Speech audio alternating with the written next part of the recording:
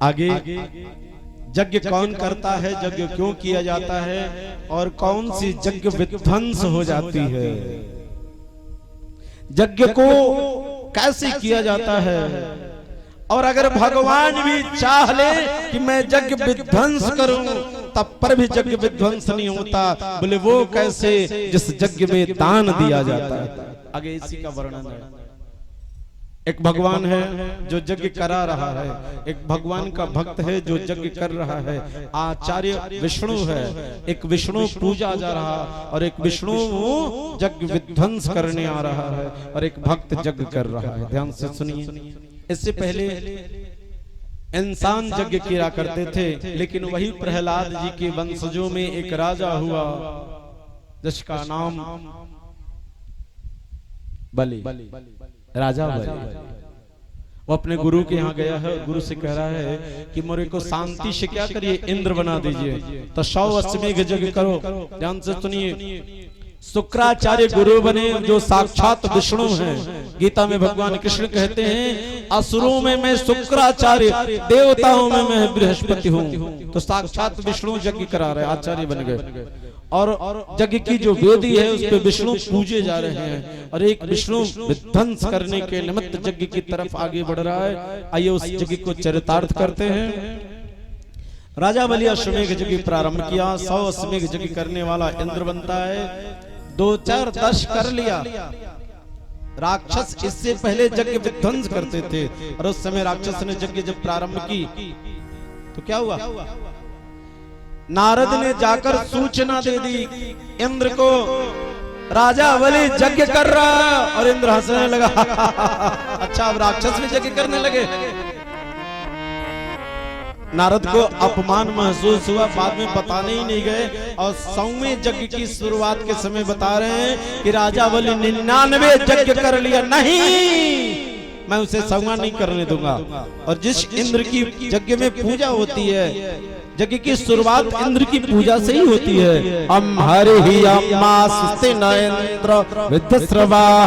वही इंद्र यज्ञ विध्वंस करने के लिए आगे बढ़ा है और अपनी माँ के यहाँ जाके माँ से प्रार्थना करते हैं, माँ मेरी मदद करो।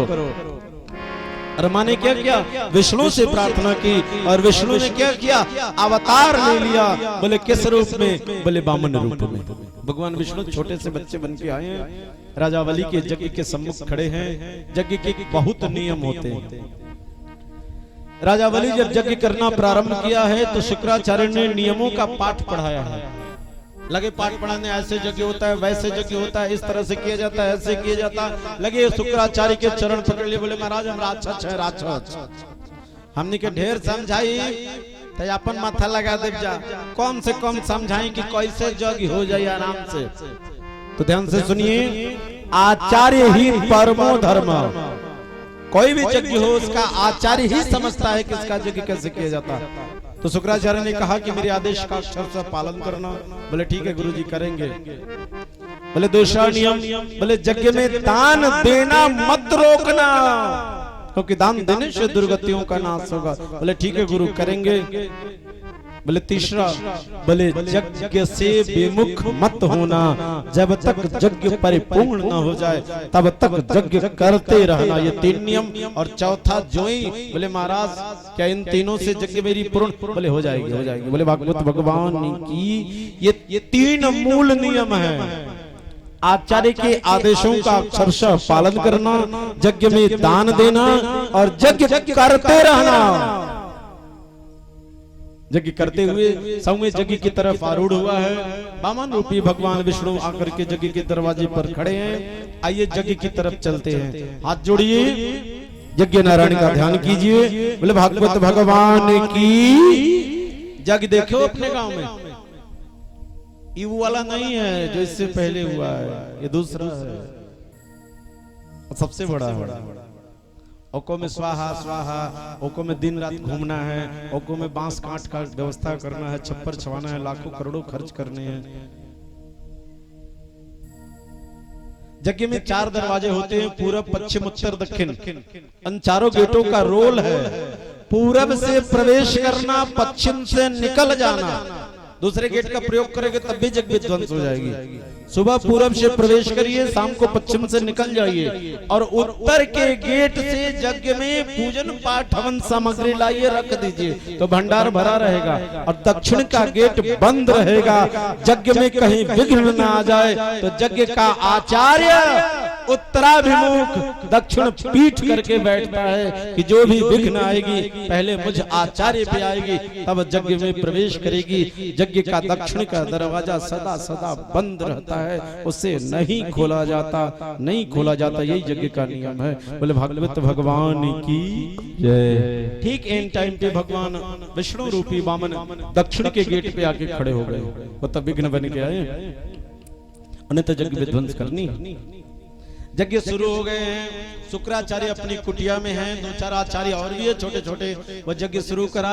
उस दिन विलंब हो रहा है और तब तक दाता की जय हो, राजन तुम्हारी जय हो, याचक की याचना सुनो, मुझे कुछ दान दो।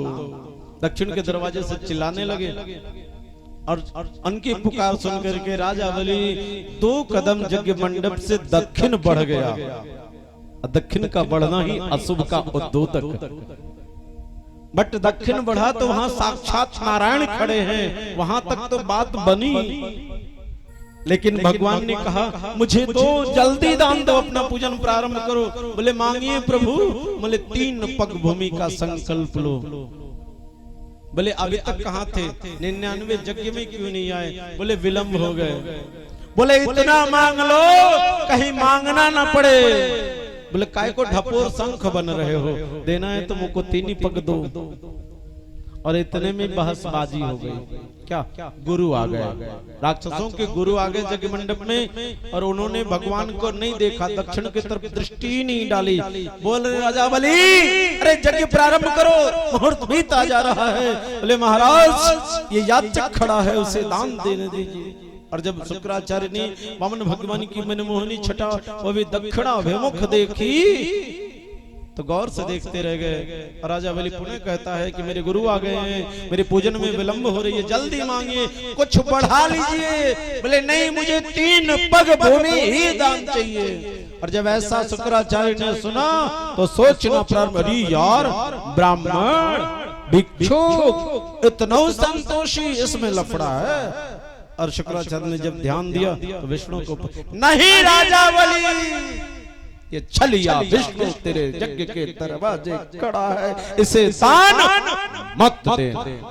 ऐसे भी गुरु होते हैं। लेकिन राजा बलि 99 यज्ञ कर चुका था, धर्मात्मा। बोले गुरु कैसा पाठ पढ़ा रहे हो? मैं मानता ये विष्णु है, लेकिन यही विष्णु इससे पहले हमारे पूर्वजों की हत्या करके इंद्र का इंद्रासन देवताओं को दे डाला। और वही विष्णु मुझ राजा बलि के दरवाजे कटोरे लेके खड़ा है। मैं इसे दूंगा, मैं इसे दूंगा, मैं इसे दान दूंगा। बहसबाजी कर लिया। बोले आप ही ने पहले पढ़ाया है कि दान देना, और वही दान देकर मैंने 99 यज्ञ पूरे कर लिए, और 100वें में कह रहे हैं मत देना। विष्णु है, अरे विष्णु तो सदा से सबको देता है। मैं जितने भी अपने भाग्य की सराहना करूं वो कम है। मेरे दरवाजे कटोरे लेके खड़ा है, मेरे से मांग रहा है, और मैं इसे न दूं जो सबको देता है, मैं दूंगा। और बहसबाजी कर लिया तो शुक्राचार्य को बुरा लगा, और गुरु ने क्या किया, कमंडल से जल लेकर श्राप दे दिया। बोले राजा बलि जिस अभिमान में भरी सभा में मेरा अपमान करता है, 2.5 घड़ी में तेरा सर्वस्व तुझसे विमुख हो जाए, तू दलिद्र हो जा। ऐसा श्राप दे डाला। और भगवान अभी भी मुस्कुरा रहे। बोले गुरु जब तक आप सहायता करते मैं लफड़े में था, अब तो आप भी मेरी पार्टी में आ गए। बोले भागवत भगवान की। अब शुरू हुए दान दक्षिणा की बहसबाजी। बोले 3 पग। अब राजा बलि पांव पकड़ ले लीजिए, अब तो वैसे भी मैं 2.5 घड़ी में दलिद्र हो जाऊंगा, मेरा सब कुछ। बोले नहीं नहीं नहीं, मुझको 3 ही पग चाहिए। और संकल्प पूरा हुआ, 3 पग दान का।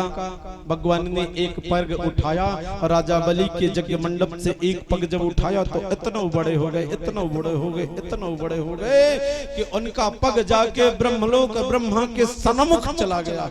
अब ब्रह्मा ने देखा यार ये जो पैर आया है सामान्य नहीं है, तो शंख चक्र गदा पद्म पद्ममाला से भूषित पग है, यह विष्णु का है। और झटी अपने कमंडल से जल लेके भगवान के चरणों को धो करके भगवान का चरणामृत गंगा जल अपने कमंडल में बना लिया। बोले पतित पावनी गंगा की।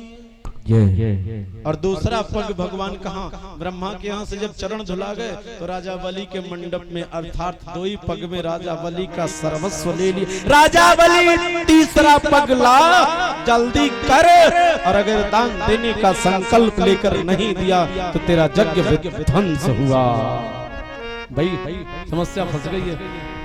सारे लोग कहे यार भगवान को ऐसा नहीं करना चाहिए, भगवान को ऐसा नहीं करना चाहिए। तब तक देव ऋषि नारद आ गए, और देव ऋषि नारद ने क्या किया, राजा बलि लगता है खुद गुरुमुख नहीं हुआ है।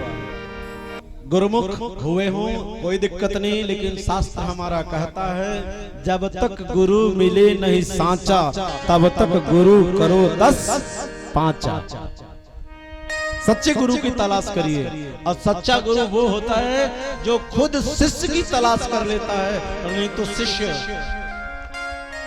गुरु की गद्दी उसे नहीं छोड़नी चाहिए।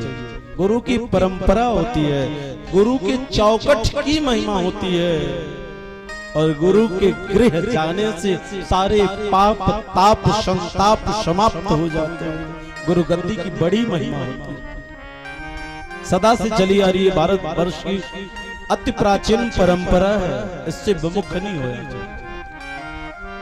नारद राजा बलि के गुरु बन रहे हैं। बोले इधर कान लाओ, तुमको अच्छा गुरु नहीं मिला इसलिए तुम्हारी लफड़े बन गए हैं।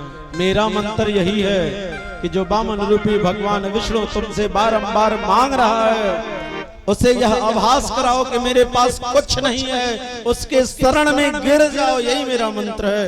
और नारद के कहने पर राजा बलि वामन रूपी भगवान विष्णु के शरणागत हो गया, शरण साष्टांग गिर रहा है। और नारद ने भगवान विष्णु से कहा, भगवान थोड़ी सी दृष्टि नीचे कीजिए, आंख नीचे कीजिए, देखिए ये कौन है। बोले राजा बलि। बोले इसकी औकात, बोले बहुत बड़ा आदमी है यार, इसने तो 99 अस्मी एक जगह ले, इसकी औकात की मैं गणना करूं। बोले महाराज जब इतना बड़ा आदमी है तो इसको ही एक पग भूमि मान लीजिए। क्या जैसे मान लीजिए हम अपने आप को गिरवी रख दें, तो गिरवी रख देंगे तो बहुत कुछ मिल जाएगा, और अपने आप को रखने की जरूरत नहीं है। अगर कोई कीमती चीज हो हमारे पास उसको भी रख दें, तो मान लीजिए मेरे को तो जल्दी कोई रखेगा नहीं, क्योंकि मेरे को कथा कहने की बीमारी है। जिस घर में रखोगे उस घर में कथा शुरू कर देंगे। तो क्या हुआ, राजा बलि भगवान के शरणागत है, और भगवान वामन ने देखा, बोले हाँ ये तो अनमोल कीमत का खजाना है। बोले इसे एक पग भूमि मान लीजिए। और ऐसे नारद गुरु मिले हैं राजा बलि के, तो वामन रूपी भगवान विष्णु बुरी तरह से फंस रहे हैं। बोले ठीक है मान ही लेते हैं। और राजा बलि के चरण पे और मस्तक पे, दोनों पे अपना दोनों पैर से रखते हुए उसे तीसरी पग भूमि मान ली। बोले भगवत भगवान की, बोले यज्ञ नारायण सरकार की। अब राजा बलि देह झाड़ के खड़ा हुआ और भगवान का कमंडल छीनना प्रारंभ किया। बोले ये क्या कर रहे हो। बोले महाराज मैं राजा बलि नहीं, मैं आपकी तीसरी पग भूमि हूँ, मैं आपके साथ चलूंगा, और मैंने तो सब कुछ दान दे दिया, मैं रहूंगा कहाँ। भगवान उससे पीछा छुड़ा रहे हैं। बोले यार तेरा यज्ञ मैं आया था विध्वंस करने, लेकिन कर नहीं पाया, जा तेरा यह 100वां यज्ञ पूर्ण हुआ, अगले मनवंतर में तो इंद्र बनना। बोले मेरे को अब बनना बिगड़ना नहीं है, मैं तो अब भूमि बन गया हूँ और भूमि बन के ही रहना है। आपका तीसरा पग भूमि हूँ और वही बने रहना है। चलिए गोविंद आगे बढ़िए, अपना झोला कमंडल मुझे दीजिए। 2 पग भूमि आपके साथ नहीं रह सकती, ये तीसरी पग वादा करती है आपका साथ कभी नहीं छोड़ेगी। बोले भगवत भगवान की। ना हम भक्त भगवान के साथ रहना चाहते, न भगवान हमारे साथ रहना चाहता है। जिस याचना से हम भगवान के सम्मुख जाते हैं, भगवान वो याचना पूरी करके हमसे पीछा छुड़ा लेता है, यही भगवान है। बोले भगवत भगवान की। बोले राजा बोले जा तेरे लिए महल बनाता हूँ। और कहा। बोले पूरी पृथ्वी तो दान कर दिया है, पातालपुरी में। बोले ठीक है बनवाइए। बन गया। बोले जा राज होगा, अगले मनवंतर में इंद्र बनना। बोले नहीं जाऊंगा। बोले क्यों? बोले भगवान एक पता नहीं हमारे को कौन सी बीमारी लग गई है। बोले क्या क्या हो रहा है तेरे को? बोले भगवान जिस रूप में आप हमारे जग के गेट पे आए थे ना, वैसा रूप देखने का दिल कर रहा है। बोले ठीक है चलो देख लो। तो झटी भगवान पुनः छोटे हो गए। बोले भगवान ऐसे ही बने रहिए। बोले कहाँ? बोले हमारे पातालपुरी के बामन लोक में, जिसमें 52 दरवाजे हैं, और जैसे हमारे जग के दरवाजे पर खड़े थे वैसे उस गेट पे इसी तरह से आप खड़े रहे।